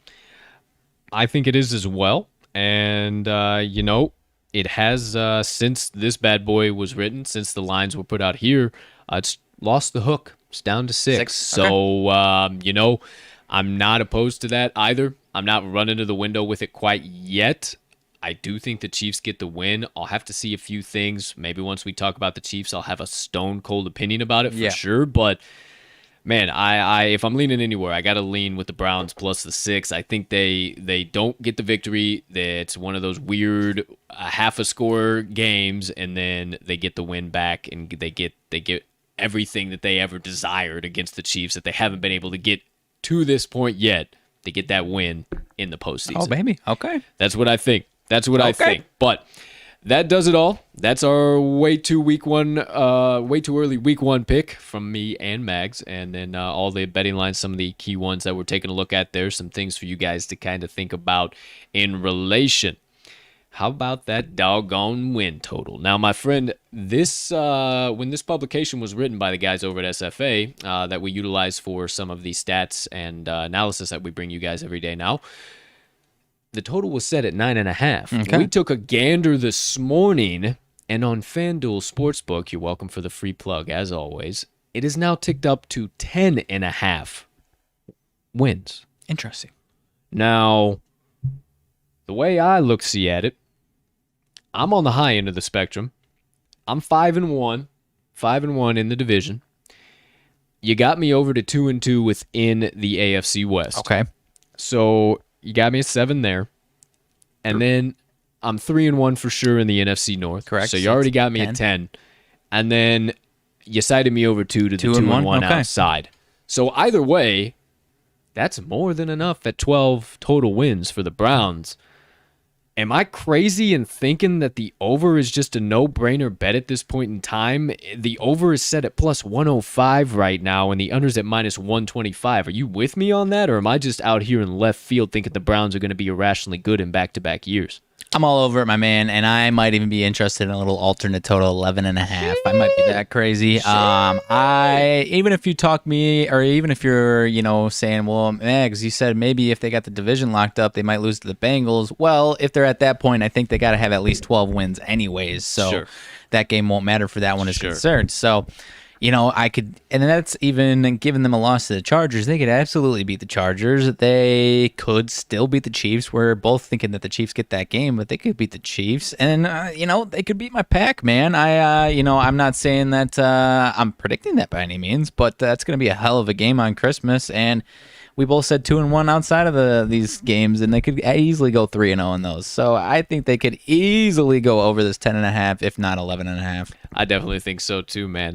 Wow, those are words I never thought I might hear out of your mouth. But hot damn, I think it is going to be a game and a half on Christmas, though, dude. That's something I'm looking forward to. I promise I'll be hammering in the pack, but I'm not going to be sitting. Of course, I'm not going to be sitting there without any sweat, man. This is a damn good team. Sure enough. But yeah, as far as a little bit more of that alternate total value, I also will be on the over. I love that plus 105. I think they get over 10.5, no problem. Hey, fuck, take it up to 11.5 for Seriously, all I man. care. Plus 170. It's plus 170 right now for over 11.5, over 12.5 plus 290. A little bit more of a reach there, but hey, could potentially happen. But if you think we're all full of shit, we're just blowing smoke every which direction right now. Under 9.5 is at plus 135, and under 8.5 is at plus 280. So just about the same lines there on opposite ends of the spectrum. And then over 9.5 right now is at minus 170. So right about the same for over under 9 in addition. Couple of exact win totals you might want to take a look at if you're low on them. 8 and 9 wins at plus 750 and plus 650 respectively. But if you're a little bit higher on them, you don't think they get all the way over, but they hit that 10, that's at plus 500. And then 11 and 12 wins, wouldn't you know it, are also at plus 500 and plus 550 respectively. Then a little bit more bearish on 13 wins, but still kind of those odds you like to see here this far out in the preseason. Plus 650 for 13 exact wins for the Cleveland Browns. I think there's some value there. I would definitely be hammering in the 10, 11, or 12. I would have to say I'm going to side with the 12. I think that some of those games they do sputter, and it gets them right at 12 wins here this season. So in my mind, that's a great value play. You're getting that at plus 550. I don't think you can pass that up. Okay, I will be passing that up. I'm not disagreeing with you that there isn't value on it. I just personally would prefer to go a little bit on the alternate total, or even one of these side bets that we might be mentioning here. If you're that high on them, maybe a team with best record might be worth a sprinkle at plus 1,600, my friend. I don't hate that one. Hold on before you get into all of those, before you start running down all I'm not running through them. I'm not running through them. I was just saying I'm not liking the exact win total necessarily. If I'm going that high on them, I might be interested in a team with best record at plus 1,600. Yeah. So before I segue into that, because I had a segue into that. Okay. Because I wanted to build on top of what you were saying. I wouldn't necessarily say, hey, this is the one you got to hammer in. I just say, hey, for the plus 550, if you want something additional, don't pass up on that. But the alternate win total there at the 11.5, those are excellent odds there at the plus 170 to pass up. Even the plus 12.5 or over 12.5, I'm not too afraid of that either. But you did mention it, Parter. Some of the key side bets that we like here today, and I might have given away a few of them that we're thinking about here over the course of the show, but you just gave out one there. Team with the best record in the NFL, Cleveland Browns this season at plus 1,600, so only 16-1 right now. Not terrible for the Browns. They could very well do it. They might have to come out of the gates and get that win, though. They're going to have to get that win for sure. They're going to have to do a lot in order to do that, but definitely worth a look. Maybe not the most valuable out of all of these, but worth a look. They got some teams they're going to have to knock off on their schedule to get to that point, too. Yeah, Partner was really excited to put that one on there and obviously talk about it. The more we talk about it, it's like, hey, maybe that one's not the best. However, decent one to look at. Then we talked about him a lot. Some player props, player season awards. Baker to get the MVP. If he improves, gets his team to the playoffs again, and puts up star-studded numbers because of it, he's at 26-1 right now, and I think that is not too much of a long shot with his potential going into 2021 here. I don't hate the value, but I'm not going to be hammering this one in. I do think he takes a big step up. I just think he's a couple steps away from that upper echelon of MVP type talent with Rodgers, Mahomes, and anyone else that might be in that range. So I'm going to be staying away from that. I do not hate that value though, but I'll be staying away. Yeah, I'm not saying I'm running to the window either, but I definitely agree with you on all your points there too. Now, one that I'm probably going to run to the window with. Okay. I've already pretty much made it up in my mind just because of how high I am on Jeremiah Owusu-Koramoah. He is 9-1 right now to win the Defensive Rookie of the Year and only has two other gentlemen ahead of him, Micah Parsons, and I cannot remember who the second one is. However, give me, I'm gonna call him JOK. JOK? J-O-K. JOK. Give me all him at plus 900, man. I think Jeremiah is going to have a killer rookie season here in Cleveland. I think they're going to be able to throw him all over that field defensively. Yeah, I don't think it's a bad bet because he's just so damn versatile. So he might not fill one specific category up, but you might see him filling a lot of different defensive categories up. So I don't hate it. I'm, maybe I'll ride it with you. I haven't made a decision on that one, but yeah, he's athletic as hell. He's fast as hell. One of the big reasons they brought him in was to be a Lamar Jackson stopper. So, if he can put that on tape and actually be that stopper in weeks 12 and 14, then that's going to get him a lot of looks as far as this award is concerned. That's what I'm saying, man. So I think that plus 900 is worth a look for Defensive Rookie of the Year. As far as another side bet that has some pretty doggone good value, I have one that I think might be a little bit more valuable. I'm not sure what the odds are on it, but that guy plays for the Dallas Cowboys, and we're not talking about them today. However, there is one man that is in the running for this award here, the Comeback Player of the Year in the NFL, and I think he's got a very good shot to win it. Now, we're going to need to see better production from him than we have over the course of the last few seasons, even with him being more healthy than he was last year. You probably know where I'm going. OBJ, Comeback Player of the Year, plus 200 right now. Only 2-1 odds. I think 2,000 actually. Or plus 2,000, Yeah. I apologize. Plus 2,000 odds right now. So a lot better odds than the plus 200, plus 2,000. Give me all of that action. I think that he's got a very good shot. What is Dak Prescott at, as I do mention He's at that? plus 200. He's at plus 200. Okay, Yeah. so he is probably, he would probably be the favorite. In my mind, he would be the favorite, but worth a sprinkle, worth a look, OBJ. Yeah, it is worth a sprinkle, man. Plus 2,000. There's a few guys ahead of him that just don't deserve to be ahead of him. If OBJ puts up a big season, there's obviously a few guys that it's going to be tough to beat out if they also have a big season, that being Dak, Saquon, Joe Burrow, Christian McCaffrey, and even Carson Wentz. Now, that's obviously a bigger question mark. But there's a few guys ahead of him that just don't deserve to be there. Sam Darnold is at plus 1,700. Jameis Winston at plus 1,500.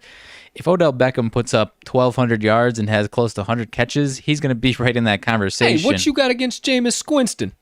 I like Jameis, man, but I don't think it is fair for him to be ahead of OBJ here. I don't either. I think it's worth a sprinkle. It's going to be tough, though, just because even if one of these guys, if Dak has a big season or Joe Burrow has a big season, Christian McCaffrey, Saquon, then one of those guys will most likely get it. But at plus 2,000, the value is definitely there. Yeah, 150%. And then one of the final last ones that we kind of pulled out from a potential side bet you should sprinkle a little on. Back-to-back years, a little bit risque on it, but Stefanski Coach of the Year is at 24-1 right now, so definitely maybe worth a look, but the only player to do it or only coach to do it was Joe Gibbs in 83 and 84. Last one to do it, yeah. There was a couple, maybe like the 60s or 70s or something like that. But the last one to do it, so it's been a long time. The opportunity he might have a better opportunity than a lot of guys because he only had 11 wins last year. If he gets up 13, 14 wins here for the Browns, wins the division, is the number one team in the conference, it's not out of the question, man. But yeah, historically speaking, it's pretty tough to go back-to-back here. He would have to be, literally historically great. So not going to be sprinkling it, but it's, the value isn't terrible at plus 2,400. He also might be historically great, and that plus 2,400 Very possible. might be very damn Very good. possible. However, the books are as high as we are on the Browns repeating and making it to the playoffs. No real value on this right now unless you're a dog pound hater. Yes to make the playoffs, minus 250, and no at plus 200. And then, last but certainly not least, since we do believe that they are going to make the playoffs, we got to give a little division conference Super Bowl action here. Now, in the division right now, they are plus 155 dogs, and that is actually second behind the Ravens. Right. We talk about it time and time again with some of those lighter underdog lines on these future plays. It's too easy. It's too doggone easy for that team, and I think the Browns might be the play this year out of the AFC North to get that bad boy locked up. Plus 155, not bad odds for me at all. Definitely reflects the percentages that I would think that it would be this season. So of all the ones that we've talked about so far, man, I think that the Browns would be the team that I would hammer in to win their division this year. Yeah, I might even say right now that I am definitely hammering this one in. Yeah. I like the Ravens, but I just like the way the Browns' schedule falls a little bit better. So I love it at plus 155. I almost certainly am going to be hammering this one in. All right. Now, as far as the AFC winner. Okay. They're plus 750 right now. Okay. Fourth place right now overall. And, I'm not necessarily all too opposed to that because, like I told you guys, I think that they're going to lose to the Chiefs in week 1. They're going to lose to the Chiefs in week 1. But I think they meet again in the AFC Championship game. I truly do. I truly believe this is going to be the AFC Championship meeting. Week 1 is going to tell us a lot, and then we're going to see it again. And I'm going to take the Browns in the AFC Championship game, and I might as well hammer it in early to win the AFC at plus 750. Excellent odds right now, and to be the fourth worst, and we already think they're going to beat Baltimore. Right.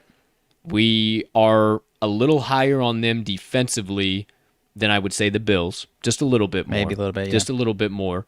Maybe even offensively, but I would say teams pretty doggone accurate to how we were talking about them.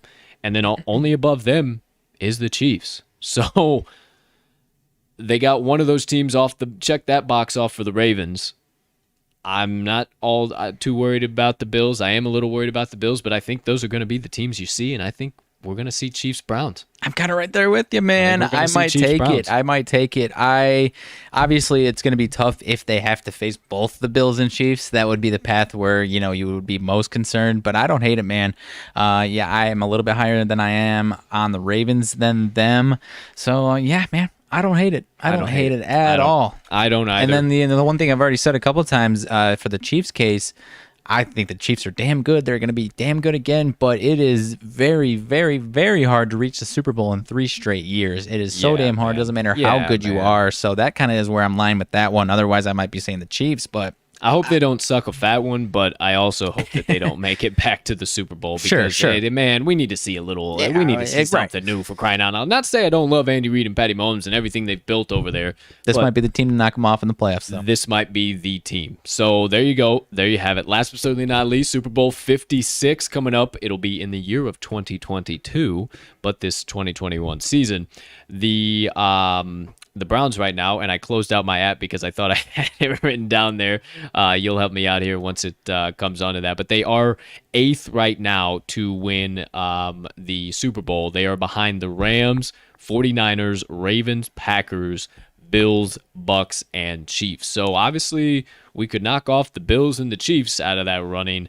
And what are the odds at right now? Plus 1,600 on FanDuel. I didn't even realize that's what you needed. I was honestly headed to something else to bring up in a second, but plus 1,600 on DraftKings. So plus 1,600 right now is absolutely spectacular for being in that spot where they're at. Some of those NFC teams, obviously the Rams, 49ers, and the Packers, that's going to be kind of a toss-up there, what those guys do in the NFC, who they actually see, but Browns might be a Super Bowl team. Okay. Browns might be a Super Bowl team, boys. Right. I said it here first. I don't give a damn what you say, but hey, I think the dog pound might be headed to Super Bowl 56. I don't know. Hey, man. I don't know either. I don't hate the value. I'm not going to be hammering it in. What I was pulling up is the stage of elimination odds for the Browns. The DraftKings does have those. Right. If you got them in the Super Bowl but losing, it's at plus 1,300. Oh, damn. That's a value and a half. Whoa. So basically, that's worth a thought. That might be more value than actually AFC winner at plus 750. But I'll stay away from it just because the path is going to be so damn hard. You probably are going to have to get through some combination of 2 of these 3 teams, Ravens, Bills, Chiefs, which is a fucking gauntlet. And then obviously whoever comes out of the NFC is going to be just as big of a dog. So, and we ain't even talked about them yet. I mean, your Packers very well are well within their rights. Bucks, Niners. The Bucks can 150% repeat. The Rams could find themselves in the playoff hunt once again under McVay. They've retooled plenty good. But we're not talking about any of those teams today. We're talking about the Browns. And we think that the Browns could have some damn good success and might have a Super Bowl run here under their belts in 2021 and under Kevin Stefanski.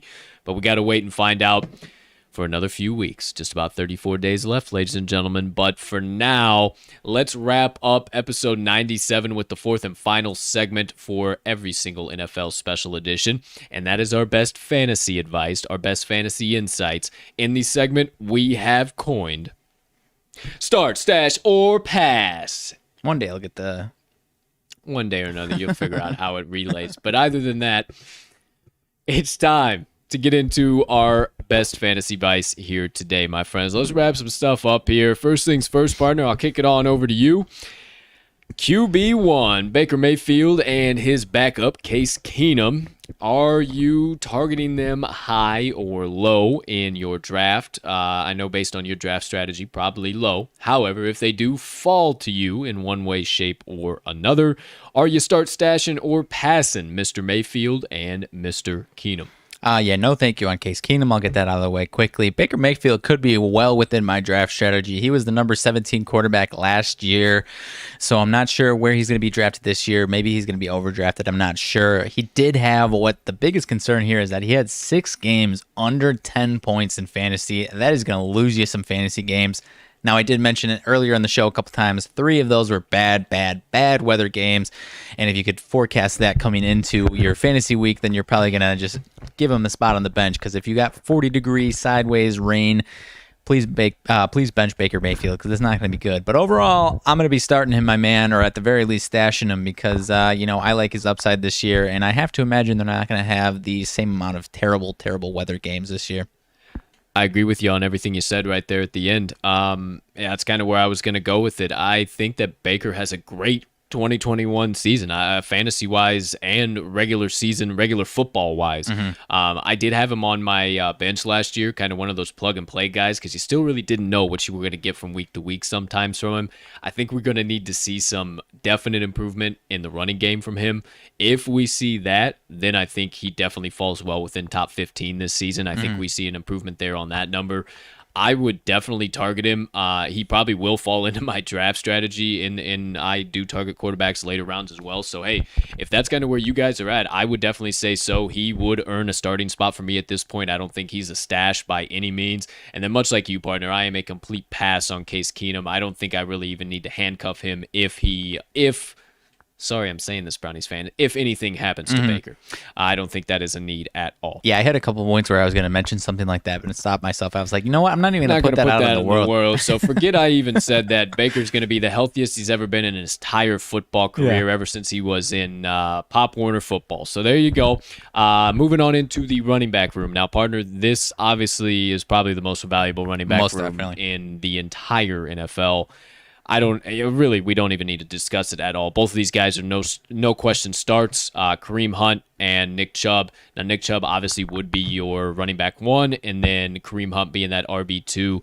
Now, if by any means something were to happen to Chubb, I'm not going to put that on the world either, but if something were to happen, it'd be nice to have Kareem Hunt as kind of a stash if you can get them both. But I doubt you'll be able to get them both, especially with what they've proven over the last 2 seasons. So I think that you'll definitely be able to get your hands on them if you're earlier in the draft, but a little bit later on in the draft, I don't think you're going to get your hands on them. But if you are early, target the hell out of these guys. I think they're going to be top 10. Both of them will be within the top 10, and seeing that from 2 running backs playing in the same backfield is pretty rare. So I suggest you target both of those guys, no question in my mind. Yeah, I'm right there with you, my man. I'm not sure how high Nick Chubb's going to go in drafts. I feel like people are going to be overdrafting him just a little bit, but in my opinion, I don't want to overdraft him just on the basis of they have 2 guys that are that good, and Kareem Hunt's going to take some carries away and touchdowns away from him.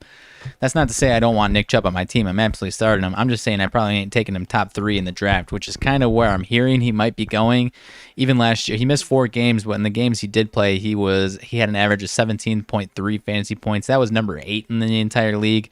I think we might see a little bit better than that. I think because like I said earlier, I love Nick Chubb. I just don't know if I'm, putting that much capital into him, top 3 in the draft or anything like that. Just because you have another guy that is that good that they have to give carries to. Yeah, he could hawk some touches for sure. Most definitely. Hunt for sure. But that doesn't, and I don't want to sound like I'm low on these guys, because No. I am very high on these guys. Absolutely not. By no stretch form of the word would we be low on either one of these guys, but we've talked more than we need to about them. Definitely scoop up and start Nick Chubb and Kareem Hunt. Yep. Now, as far as the wide receiver room goes, maybe some question marks. Not too certain. Now, what do we see from OBJ return? Now, I know I mentioned him in the Comeback Player of the Year conversation there, but I don't know necessarily what he produces fantasy-wise. I don't want to say that his fantasy prime days are over, but we're getting pretty doggone close to that. I mean, he showed flashes last year, had a couple of those 30-point games, but then he got hurt, and we just don't know. And there hasn't been a season in quite some time that he hasn't battled those injuries. So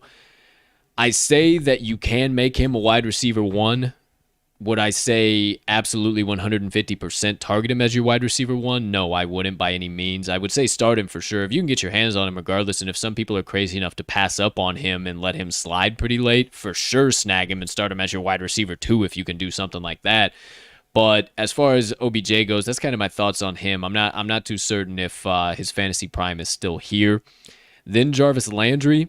One of my favorite fantasy players. I love him as a wide receiver 2 flex. If you can get him, stash him, start him, whatever you need to do there. But I think that I think Jarvis Landry is definitely worth a lineup add once again. Maybe not one of the guys you should target super early either as well. He might get some of the targets hawked if Rashad Higgins does show a good improvement here. If Donovan Peoples-Jones shows a good improvement here, and then who knows with Schwartz, maybe he could come in and start balling out on some of those short routes and hawk those from Landry. So a little bit too much of a question mark for me and some of those other players. I definitely would say start Landry, but outside of those, I would pass on the other guys for now. My mind, give me a red flag on Rashad Higgins and a red flag on Donovan Peoples-Jones. A little bit more higher on Higgins. I think that he has potential to break out and has a much higher floor than Peoples-Jones does. Okay. I for the most part, we're pretty close here. As far as Odell is concerned, I might be a little bit higher than you are on him. I am definitely starting him. I think he could be in for a big season. In the same vein, I'm not going to be targeting him in the likes of Devontae Adams, DeAndre Hopkins, not in that range. That's what I mean by I just don't and think, I can kind of tell you that. I don't think that wide receiver production is here. Correct. Definitely right there with you. And I think he might just be that one step below. And I could see him being a top 10 wide receiver in fantasy here. So I will be starting him. Same thing kind of with you on Jarvis Landry. He was the number 33 wide receiver last year. I think he actually benefits from having Odell. I mentioned earlier in the show, Odell healthy, kind of takes, obviously, it takes a lot of the load off of Jarvis Landry, but it opens up a lot of space for him, in my opinion. So I do like him there. I'm not going to overdraft him, in my opinion, though. I think he could be more around that number 25 wide receiver this year. And for the most part, I'm right there with you on the other guys. I might be a little bit higher. I might be stashing Rashad Higgins. If not, definitely a red flag. And same thing with Donovan Peoples-Jones. Love it. Absolutely love it. That does it for the wide receiver room there in Cleveland. Now, we do have another potential pass catcher that can get us some points, especially in PPR. We got to take a look at the tight end room. Now, Austin Hooper, it's hard. It's hard. I'm not sure where he ranks, what he does. Can he stay healthy? I think that he can stay in the top 10 conversation fantasy-wise here this season, but I think it's going to take some serious work on his part. I would, for now, I'd stash him for now. If you can get your hands on him, stash him for now. Not an immediate start. If you're SOL, because we know that depth at tight end is obviously not good at all in fantasy football. So if you can get your hands on him, snag him up, start him, no question. Now, if that is what you get your hands on, I doubt a whole bunch of people are going to be targeting David Njoku. No. Just with his production over the course of the past few seasons. I'm a little high on him. I think we see a little bit of improvement, maybe a PPR stash for the time being. I don't think that you necessarily need to waste a potential bench spot in your draft on Njoku, but if he's sticking around, hanging around, you accidentally drafted somebody you don't like, scoop him up, why not? Definitely worth a potential stash spot, but if no other option, start Hooper. What do you think? Yeah, I'm, we're sort of similar. I'm honestly passing on the whole lot of them aside from Hooper. I'm not interested in those other guys. Hooper, I will be stashing. I have a feeling he might get overdrafted just because of his name. He only averaged 8.7 fantasy points last year. Not terrible, but, not really anything that you're, loving too much. You're not over the moon with that, over the moon excited with that. So I will be stashing him if he falls to me. I do have a feeling that he's probably going to be a little bit overdrafted here. He was just a little disappointed as far as his production when he was in there. He missed 3 games, but even aside for that, when he was in there, it was really only a couple games that you could count on him to have a nice game. So I'll be stashing him. Don't think I'll get my hands on him, though. Just about the same here. Sorry, forgot turned off the old headphone or the old microphone there. Honestly, I think I agree with you too. I'll stash him for the time being. But again, if there's no other options with the lack of depth at the tight end position, fantasy wise, go ahead, give him a start. Right. He'll get you a few points here or there. And honestly, unless you're in a league full of experts, I have to imagine. I mean, there's a lot of guys that have bigger value, but their names are much less lower level than Austin Hooper. And so, when it comes down to that, between him, Logan Thomas, Bob Tonyan, I have to imagine someone's going to reach and take Austin Hooper and maybe leave you with, someone that might have actually more value despite the smaller name. Sure enough. Last but certainly, 2 more spots, but last but certainly not least, for the actual singular person, right? Not a whole position, rather. Kickers are human beings too. So, partner, I know you're just dying to get a roster spot for Cody Parkey here this season, right? Hey, man, we'll see. I actually didn't write down what his rank was last year. I'm not super high on him. I don't give a damn. We don't need to talk about Cody Parkey. Hey, I'm man. passing all over. He wasn't terrible. He was 19 I don't 22. Care. I don't care. He didn't have as many opportunities as you would expect. This was a team that went for it a few times and went for it in the goal line. So, I'm actually not interested in him. Not because he's terrible. He had a nice little slightly resurgent year as far as his accuracy is concerned, but they just didn't give him as many opportunities as you would like for a fantasy kicker. Yeah, I'm good. I'll take Evan McPherson from the Bengals before I take Cody Parkey. So see you later, Alexander. You know what? I might take Cody Parkey and lead him to the championship with me. Whatever, Junior. Moving right along, the last unit we can talk about, defense and special teams. I don't know, honestly need to really say all too much. I think this defense is going to be absolutely terrific, as I've been saying the entire show. I think that they're going to be able to force plenty of fumbles, force plenty of turnovers, also interceptions. I think that they're going to be wreaking havoc on opposing backfields, opposing quarterbacks, and they're going to limit the hell out of opposing wide receivers. I don't really see all too many holes, and they're right around the middle of the pack as far as ease of schedule. So it's not going to be crazy hard for them. They're just going to have to play damn good. And I think that every single guy in this team is damn good. And I think it is 150% worth a draft spot for you this season. So 150%. If you can get them in a draft, if somebody is sleeping on them and you're wanting to fill a spot late in the rounds and they're still hanging around there, scoop the Browns up, and I would say 150% start them. Yeah, I'm right there with you, man. You might, like I said earlier, you might be slightly higher on them. You're very high on them. I am still high on them. I think the turnovers are going to pick up for that defense this year, and they were number 17 defense last year. I think it picks up a lot this year. There might be obviously a couple spots where you don't want to start them against the Chiefs, maybe against the Ravens, Cardinals, who knows, but there's going to be plenty of spots where you can absolutely count on them to give you some nice fantasy points. All right. Well, there you go. The entire team, fantasy-wise, broken down by the TTL crew in start, stash, or pass. Wowza, kapowza, little over an hour and a half. They've been right around there for the duration of these NFL special editions, but that does it all for the Cincinnati Bengals.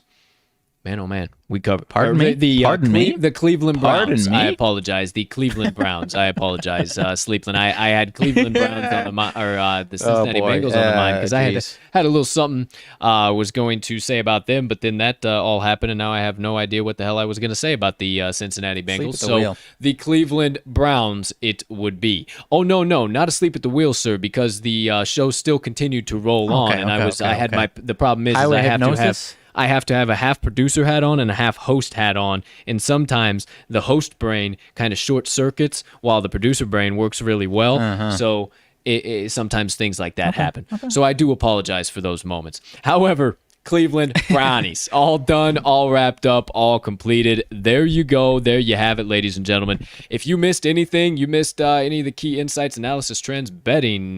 We talked about fantasy. We talked about the schedule. We talked about the whole lineups, coaching staff, everything. You missed anything, it's going to stay right here, and it's going to be in prime time anytime you want it, all the way up and through the NFL football season.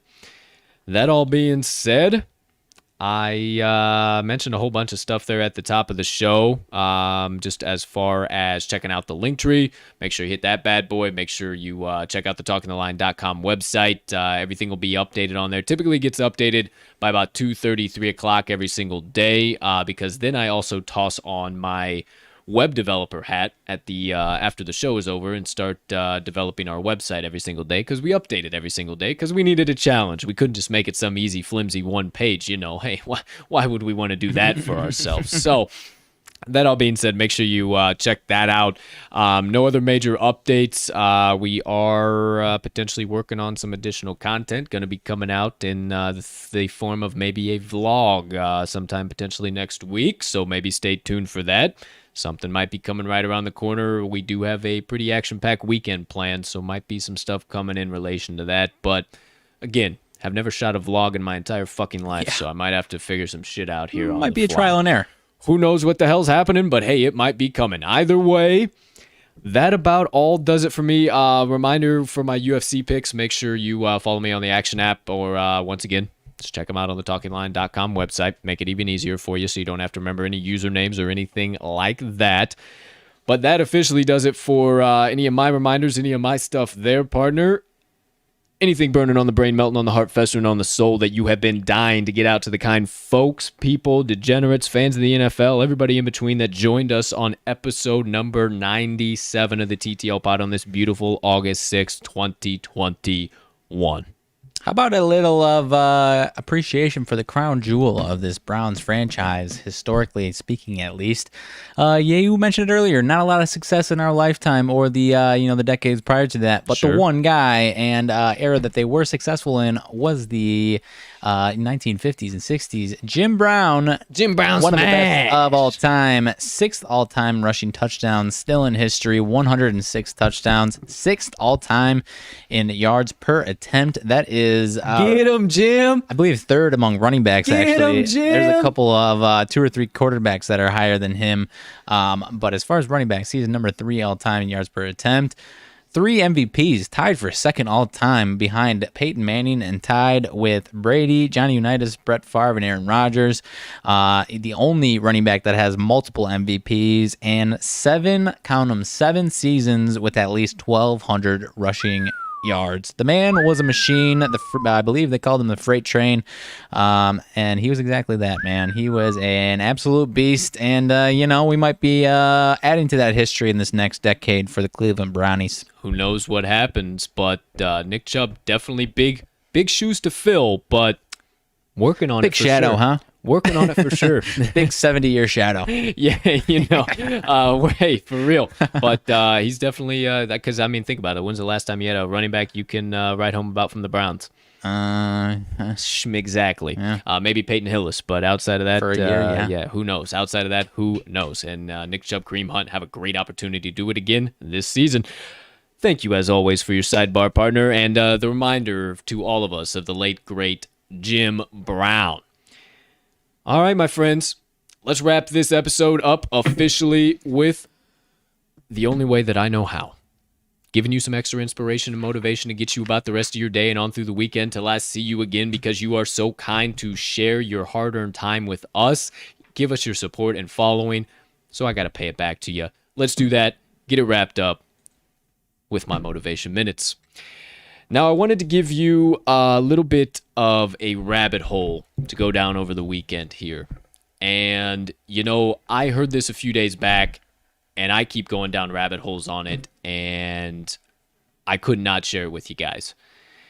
And it's my fault for not knowing the exact person who said this, because it was just a quick passing Facebook video. Sometimes I'm scrolling through, getting new information, new stuff on that end. But much as I say is, I'm not a Swami, I'm not a genius. I just have some tips and tricks about how to survive this thing we call life. Well, if you read the description, it does say the message is on the meaning of life. Well, I don't necessarily know the meaning of life, and that's not what this is about. So if you came here for that today, I do apologize. You ain't getting that here. But something that helps you kind of understand the meaning of life and your life and put into perspective how important each day is and how important what you do within each day is. So the Swami I was listening to was talking about this, and he said two key things that really hit me. And he kind of wrapped it up and he said, and if you don't believe me on anything else, that is life. And what he said was, when you go about your day and your the things that you do in your life, what you should focus on and what you should remember that this life is about is all about profoundness of experience and impactfulness of activity. So what does that mean? What how do you make sense of that? Profoundness of experience. There is no other being on this planet that is able to experience things as we do. We can smell, we can taste, we can hear, we can talk, we can share our perspectives with the world. And the greatest part about it is that every one of those senses and every one of our experiences are different. And that in and of itself is profound, is beyond profound. So you think about it in that light, but then you also think about it in your day-to-day experiences. Think about how lucky you are just to have woken up today. Start living in that experience. Start taking it slower in that time. Think about how profound the moment is that you got to open your two gifts this morning, your eyes. How profound is the moment that you can see again for the day, that your body basically dies and go into a dormant sleep, and then it magically arises from that death and comes back and you can see again. Think about that this weekend. How profound is that experience? Maybe you make a trip to your favorite spot at a lake or a park or wherever the case might be. Feel the profoundness of that experience. You can feel the wind off the water. You can hear the waves crashing against the rocks on the low tide near the shore. You can hear some of the boats off in the distance. Think of the profoundness of that experience and how you're able to take all that in.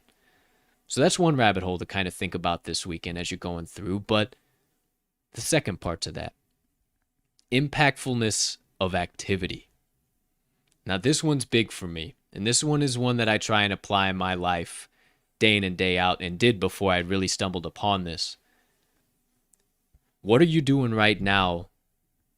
And I spoke about this last week. What are you doing right now that's going to make your future self happy?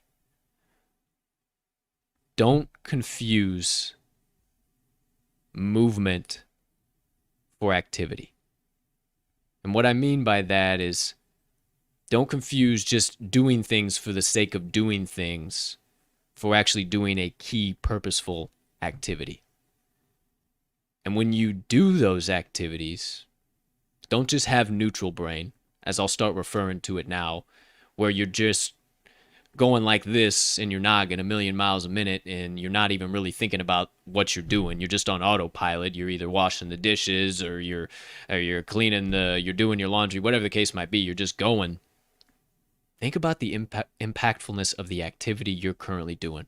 Whatever it is that you're currently doing. And when you start to think in that light, start to use your actions and what you do to make an impact. Don't just do to do. Make your life an impact in the lives of others, an impact for your life, an impact for the lives of bigger beings than all of us combined. Think about that this weekend. I know that's a lot. Probably got you spinning on some rabbit holes for sure. I know it's a lot deeper. I know I go deep a lot, but I know that's a lot deeper than I typically tend to go. So to kind of give you some stuff to think about this weekend, and I'll repeat it to you as I always do to close out my motivation minutes here. But think about these this weekend and in everything that you do, and remember how important they are to your life. And that is the profoundness of experience and the impactfulness of activity. That is life. And that does it for my motivation minutes for today. You still got me spinning over here, my man. No, it's always good stuff, my man. Especially, for me, the last part there, not just going through the motions and actually, buying into what you're doing, focusing on what you're doing, taking stock of what you're doing. Because I find myself doing that. Like I've been doing some practice writing here, sometimes at nights lately. And, sometimes as opposed to just sitting down, like, okay, I've told myself that I have to do this every night. Instead of just sitting down and, barfing words out onto paper, actually, sit down and focus on what you're doing, pick a topic that you actually care about writing about. And then once you get into that, you can actually, you actually go through meaningful motion as opposed to just writing for the hell of it. Right. Absolutely. And like I said, I've gone down so many rabbit holes over the course of the last few days over these two simple sayings, profoundness of experience and impactfulness of activity. And I hope it does the same for you guys, because I've just been trying to figure out how I can apply both of these things in every little corner and crevice of my life. So I hope that did it for you guys. I hope that my few short simpleton words there, what little I know, kind of led you into a good direction where you can apply that in your life, get you some extra inspiration, get you through this Friday, in through the weekend before I see you again on Monday for some more motivation minutes. But that officially does it for those aforementioned minutes. And ladies and gentlemen, as far as I can tell, that does it. It's a wrap. Paper or plastic, you choose, for episode 97 of the TTL pod on this beautiful August 6, 2021. Everything Cleveland Browns was covered here today. And coming up on Monday, we will be discussing The Dallas Cowboys. That is right. America's team will be coming around for episode 98, and then shortly 2 episodes after that, episode number 100. So episode number 100 has some very, very important things happening in relation to it, but we'll let you know all about that when next week rolls around. So make sure you come back for Monday's show, episode 98. We'll be sure to put out the early show so you can set that reminder. Make sure you don't miss the start of the show. Hit that notification bell. Hit that subscribe button if you haven't already. If you're listening on your favorite podcast directory, make sure you hit it there too. We'll be sure to drop this audio shortly, and always do after every show is over. Don't know how you would have heard me say that if you're not watching live and listening to the audio version. Hopefully that also got you a chuckle there. But outside of that, my friends, nothing else to tell you. Go on and get about your Fridays, but don't stay away too long, because we need to share some stone cold knowledge and facts with you for the next, about 20-ish days or so, high end of 20 days. That way we can run some tickets to the window together. So without further ado, as always, ladies and gentlemen, degenerates, gamblers, Cleveland Browns fans of the NFL Shield, everybody in between, far and wide, from myself and Mags, we can't thank you enough for once again stopping by episode 97 and every episode that you choose to of the Talking the Line podcast. It is because of you guys that we are able to make this bigger and better and find success as a company. We cannot tell you how much we appreciate it, and we can't wait to see you back on Monday. But have a spectacular rest of your Friday, unless you have other plans. A terrific Saturday and Sunday, which some would refer to as a weekend, but they're just next days on the map to me, my friends. And as always, even though we didn't dish out any picks, make sure you check them out on the Action Network app or the TalkingTheLine.com website. We still got to say it because it's the only way we know how to close out a show. Hey, partner, and all of you out there, let's cash some tickets.